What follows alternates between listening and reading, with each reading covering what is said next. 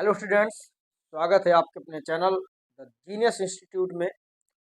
आज का जो हमारा टॉपिक है केमिकल काइनेटिक। केमिकल काइनेटिक को हम छोटे छोटे पार्ट में पढ़ेंगे और सबसे बड़ी बात यह कि सारे पार्ट के जो इम्पोर्टेंट क्वेश्चन है उसको भी हम लोग कवर करते चलेंगे, क्योंकि दिसंबर चल रहा है, जनवरी के बाद फरवरी आएगा और फरवरी में आप लोगों के बोर्ड एग्जाम है, चाहे वो आप यूपी बोर्ड वाले हो, चाहे आप सीबीएसई वाले हो, चाहे आईसीएसई वाले हो, सारे बोर्ड आपके फरवरी में स्टार्ट हो जाते हैं। तो केमिकल काइनेटिक जो हमारा चैप्टर है, chemical kinetic,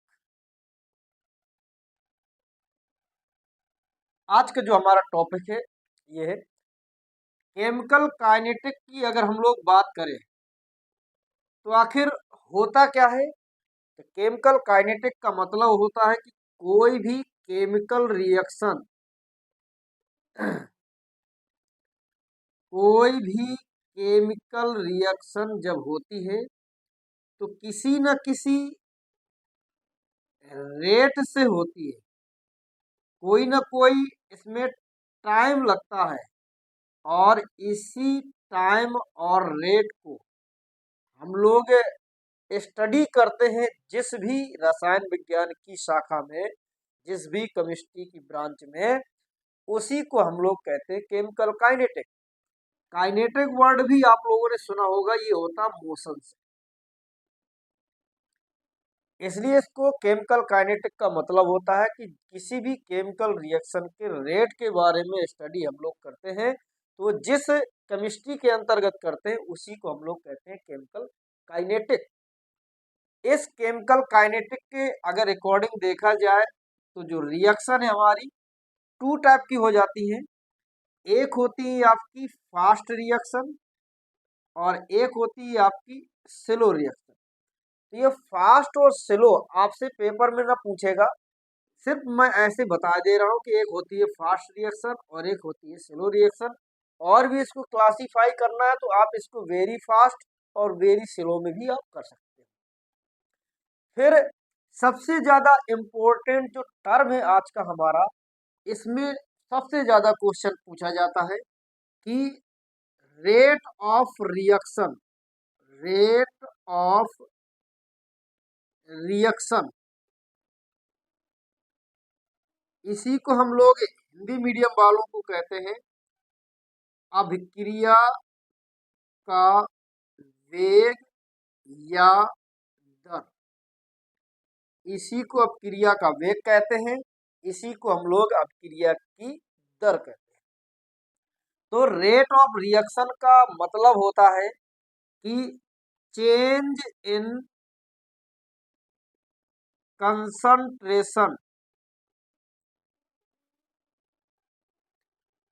eight per unit time is known as rate of reaction.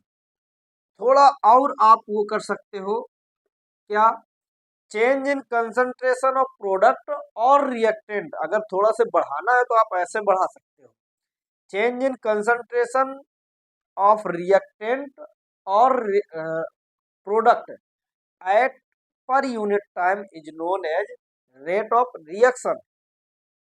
Hindi medium वालों के लिए क्या हो जाएगा कि एकांक समय में अभिकारक या उत्पाद की सांद्रता में हुए परिवर्तन को हम लोग अभिक्रिया का वेग या दर कहते हैं। इसके बाद it is represented by, it is represented by small r और वी। या तो आर से रिप्रेजेंट कर सकते हो या तो आप वी से रिप्रेजेंट कर सकते हो। फिर बात आती है कि आखिर सर इसका फार्मूला क्या हो जाएगा, तो आर इक्वल टू होता है change in concentration, concentration upon time interval.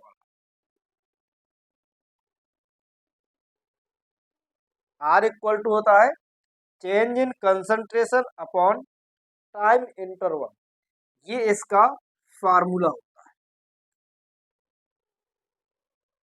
और अगर थोड़ा से इसमें हम लोग और डिस्क्राइब करें तो इसको डिस्क्राइब कैसे कर सकते हैं, जैसे मान लीजिए suppose our reaction A to P, इसको थोड़ा से मैं ऐसे ले लूं और ए टू पी रिएक्शन है, तो जब T1 T equal to T1 था, मतलब कि स्टार्टिंग में इसकी कंसंट्रेशन R1 थी, इसकी कंसंट्रेशन P1, और जब T2 टाइम हो गया तो इसकी कंसंट्रेशन आपकी हो गई R2 और इसकी हो गई P2।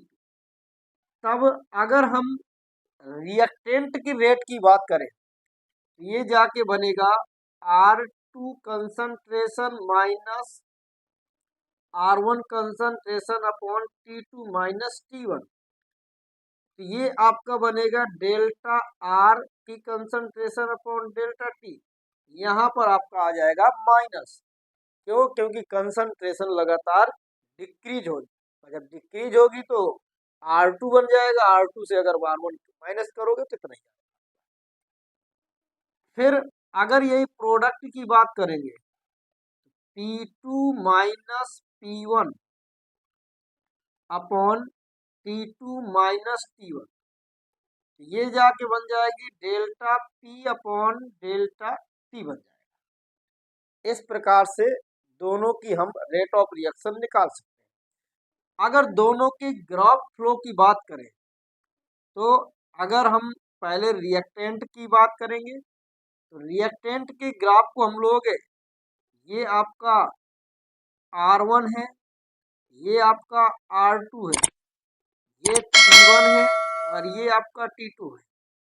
R2 को मिला दो T2 से, R1 को मिला दो T1 से, ये इसका पॉइंट ये, इसका पॉइंट ये, दोनों पॉइंट को आप मिला दीजिए इस प्रकार से। वहीं यदि आप प्रोडक्ट की बात करते हो तो प्रोडक्ट के लिए आपको क्या करना है, पहले ये P1 होगा, बाद में P2 होगा, ये T1 होगा और ये आपका T2 होगा। P1 और T1 बनेगा, P2 और T2 बनेगा। तो इसको और इसको आप क्या करिएगा, दोनों को मिला दीजिए, ये आपका रिएक्टेंट का ग्राफ है और ये आपका जो जाएगा, इसका हो जाएगा ये आपका ये हो जाएगा product.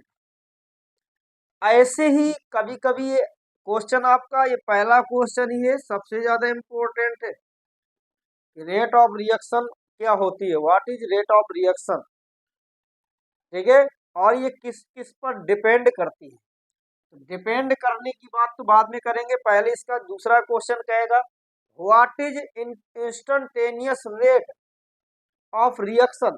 Instantaneous rate of reaction की जब हम लोग बात कर देगा तब आपको बेटा कुछ नहीं करना, इसी रिएक्शन में जो लिखा है change in concentration at per unit time, तो इंस्टेंटेनियस टाइम जोड़ देना है, बाकी वही हो जाएगा। Change in concentration of product और रिएक्टेंट एट इंस्टेंटेनियस टाइम, तो ये आपका कहलाने लगे इंस्टेंटेनियस रेट। और यही जो फार्मूला लिखा है, इन्हीं फार्मूले में डी वर्ड यूज कर लेते हैं।